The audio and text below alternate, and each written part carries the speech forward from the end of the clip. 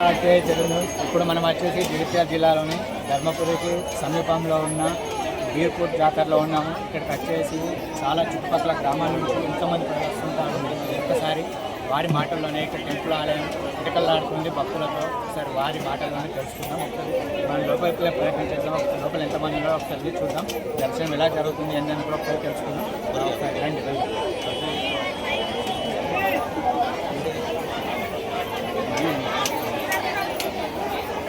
వచ్చేసి మనం ఆలయం లోపల ఉన్నాము.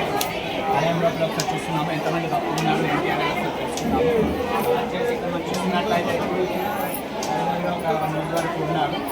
అంతా క్యూలైన్లో వెయిటింగ్ ఉన్నారు. ఒకసారి మాటలను ఒకసారి తెలుసుకున్నాం. ఇంకా ప్రతి సంవత్సరం ఇలా జరుగుతుంది, ఎలా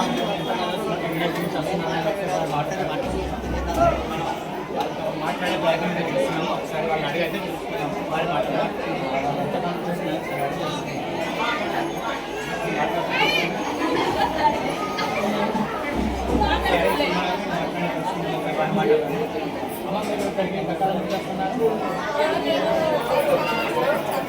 కలిసి వచ్చాము. అంటే వచ్చినప్పుడల్లా మీ కోరికలను నెరవేర్చాను. మీరు ఎక్కడి నుంచి వస్తారండి? మీరమ్మా సార్ మీరు ఎక్కడి నుంచి వస్తారు? కలమడు జెండారం సార్. కలమడు ఇద్దరు సార్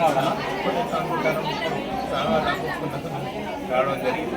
అంటే మీకు ఇక్కడ ఉందని ఎలా తెలిసింది? లేకపోతే మీకు దగ్గరేదని మనం ఇటు జైతూరు పోతాం కదా, ఎప్పుడు రావాలి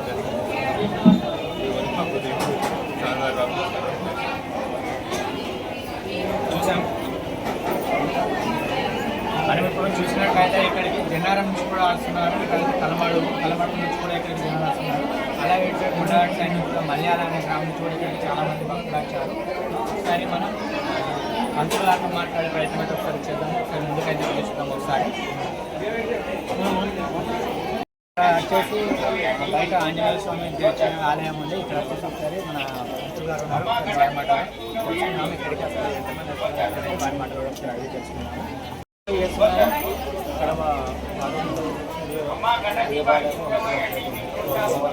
ఓన్లీ ఈ జాతర సమయంలోనే ఇక్కడ వచ్చి ఉంటుందా, లేకపోతే సాధారణ టైంలో కూడా మనం వస్తుంటారా? ఈ జాతర వచ్చేసి ఎన్ని రోజులు జరుగుతుంది? 15 రోజులు. 15 రోజులు సేమ్ జనాలు అంతా ఇలానే ఉంటారు.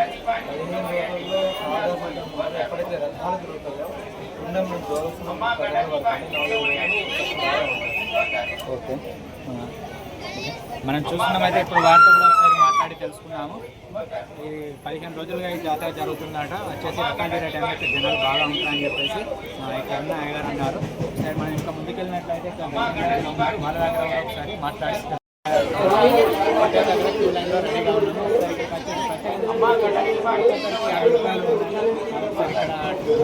వారు ఉన్నారు. ఒకసారి వారి మాట్లాడారు.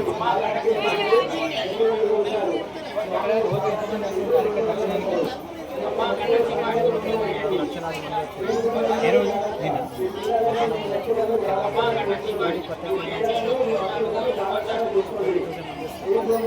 ఇది వచ్చేసి అంటే ఎన్ని రోజులు జరుగుతుంది? 13 రోజులు భక్తులందరూ ఇలానే ఉంటారు. సాధారణ టైంలో ఒక్కొక్కరికి యావక్కలు ఉంది కదా, సాధారణ టైంలో ఇంకా ఉంటుందా లేకపోతే ఓన్లీ జాతర సమయంలో? ఒకసారి మనం చూసినట్లయితే నిన్న వరకు వచ్చారని చెప్పేసి చెప్పారు. ఒకసారి ప్రధాన పూజారితో ఒకసారి మనం మాట్లాడే ప్రయత్నం చేద్దాం. ఒకసారి మనం మెయిన్గా ముందుకెళ్తున్నాము. ఒకసారి ప్రధాన పూజారి వారి మాటలో ఒకసారి అడిగి తెలుసుకున్నాము. ఇక్కడ ఎలా జరుగుతుంది ప్రయత్నం చేస్తున్నాము.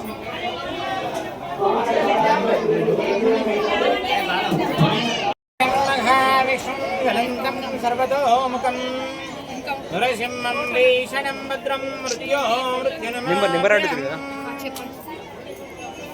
శ్రీ బీర్పూర్ లక్ష్మీ నరసింహస్వామి యొక్క బ్రహ్మోత్సవాలు పూర్వము 800 సంవత్సరాలకు పూర్వం శ్రీ లక్ష్మీ నరసింహస్వామి యొక్క క్షేత్రం ఇది. పెద్దకొండపై వెలిశారు. అక్కడి నుంచి భక్తుల కోరిక మేరకు స్వామివారు ఇక్కడ వెలిసిన యొక్క చరిత్ర ఆధారాలు ఉన్నవి. మా యొక్క వంశీయులైన వారు నమ్మాచార్యులు గారు వారికి స్వామివారు స్వప్నంలో కనిపించి నేను ఇక్కడ వెలుస్తున్నాను అని చెప్పడం వలన ఆయన వచ్చి ఈ కొండంత వెతికి చూడగానే బాలుని రూపంలో స్వామివారు ఒగుపడ్డారు. అది మాఘమాసం. ఇదే మాసంలో ఒగుపడడం వలన ప్రతి సంవత్సరం ఇదే మాసం లోపల బ్రహ్మోత్సవాలు అత్యంత వైభవంగా జరుగుతున్నాయి. ఈ బ్రహ్మోత్సవాల లోపల భాగంగా స్వామివారి యొక్క 10 రోజులు అత్యంత వైభవంగా బ్రహ్మోత్సవాలు జరుగుతాయి. ఈ బ్రహ్మోత్సవాలకు దేవాలయ కమిటీ కావచ్చు, మరియు మా ఎండోమెంట్ డిపార్ట్మెంటు మరియు గ్రామస్తులు, మరి ఈ యొక్క దేవాలయ నిర్మాణం లోపల దాతలు కూడా చాలామంది పాల్గొని దినదిన అభివృద్ధిగా ఈ దేవాలయం అభివృద్ధి చెందుతున్నది. ఈ దేవాలయం ఈ సంవత్సరం ఈ జగిత్యాల జిల్లా బీర్పూర్ మండల్ బీర్పూర్ గ్రామం లోపల శ్రీ లక్ష్మీనరసింహస్వామి యొక్క క్షేత్రం 28/1/2026 బుధవారం రోజు నాడు స్వామివారు కొండపైకి వచ్చారు. 30వ తారీఖు రోజు నాడు కళ్యాణం అత్యంత వైభవంగా జరిగి స్వామివారి కళ్యాణానికి వచ్చిన వారికి గరడ ముద్దలు ఇస్తాము. అది సంతానం కోసము, ఆరోగ్యం కోసము ఆ గరడ ముద్దలు ప్రతి సంవత్సరము ఆ యొక్క స్వామివారి కళ్యాణం రోజు నాడే ఇవ్వడం జరుగుతుంది. అలాగే నిన్నటి రోజు అనగా 6/2/2026 రోజు నాడు స్వామివారి యొక్క రథోత్సవం అత్యంత వైభవంగా జరిగి లక్షలాది యొక్క ఈ జనానికి కూడా వచ్చిన వాళ్ళకు సౌకర్యార్థం మేము యొక్క కమిటీ వాళ్ళు మరియు మా ఎండోమెంట్ డిపార్ట్మెంట్ వాళ్ళు కూడా వారు తాగునీరు, వారు ఉండేందుకు వసతులు కానీ అన్ని ఏర్పాటు చేసి ఈ యొక్క దేవాలయం దినదినగా అభివృద్ధి చెందుతుంది. ఆ లక్ష్మీ నరసింహస్వామి యొక్క ఆశీస్సులు అందరికీ ఉండి సర్వే జనాం సుఖినో భవంతు చతుస్సాగ పర్యంతం గోబ్రాహ్మణేభ్య శుభమస్తు నిత్యం లోకా సమస్తాన్ సుఖినో భవంతు. ఈ బ్రహ్మోత్సవం లోపల ఎవరైతే ఈ యొక్క స్వామివారిని దర్శించుకుంటారో వారికి ఆయురారోగ్యాలు, అష్టైశ్వర్యాలు, సుఖ సంతోషాలతో ఉంటారని చెప్పుకుంటారు. ఉగ్రం వీరం మహావిష్ణుం వదంతం సర్వతోముఖం నరసింహం భీషణం భద్రం మృత్యునమామ్యహం. ఓం నమో నారసింహాయ నమః.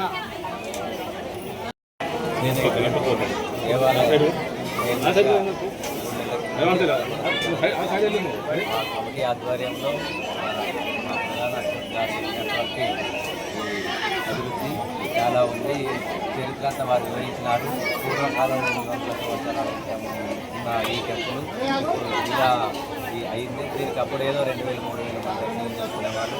ఆ రోజులలో వచ్చి దర్శనం చేసుకునేవాళ్ళు. అయితే ఇప్పుడు దినదినంగా అభివృద్ధి చెంది ఈ యొక్క భక్తుల సౌకర్యానికి కొంచెం ఇబ్బంది అవుతుంది, పారిశ్రమ ఉన్నది. కావున ఇప్పుడు మా ఎమ్మెల్యే గారు చాలా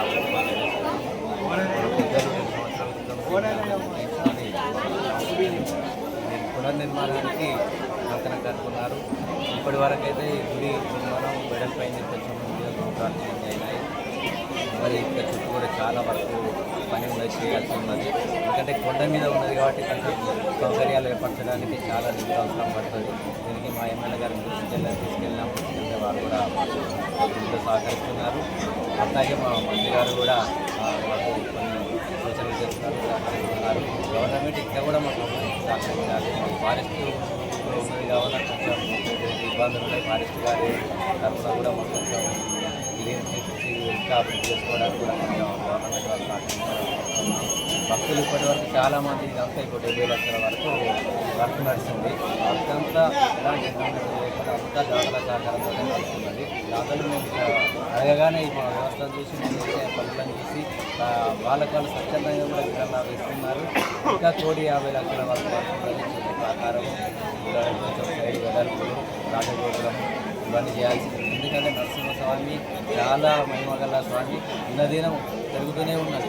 ఈరోజు రథోత్సవం అయిపోయినాక తెల్లారైతే దాదాపు తక్కువ క్రౌడ్ ఉండాల్సింది. అయినా కూడా భక్తులు ఇప్పటికి కూడా చాలా ఉన్నారు. ఇక్కడ కూడా జాతర బాగానే నడుస్తుంది. కొంచెం సౌకర్యాలు ఏర్పరచడానికి కారణాలు చిన్న చిన్న అంటే కొండ మీద ఉన్నది కాబట్టి కొంచెం ఇబ్బందులు ఉంటాయి. ఇవన్నిటిని దృష్టి పెట్టుకొని మేము మనం బాగా చేస్తున్నాం.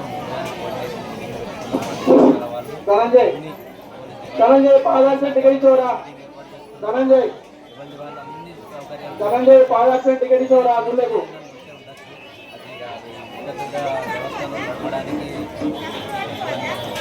ఇంకా కూడా మేము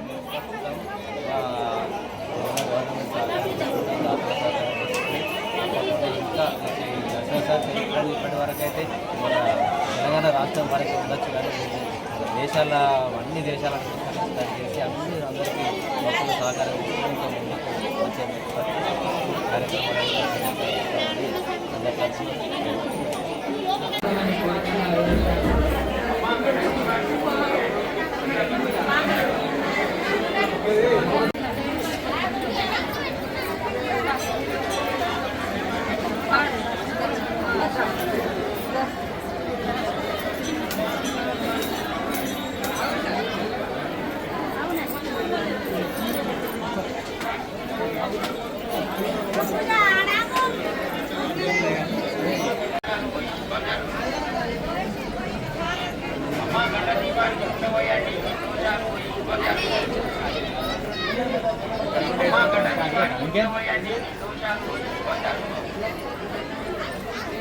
అమ్మ గడ్డ దీపానికి నూనె పోయండి, మీ దోషాలు పోయి శుభం జరుగును.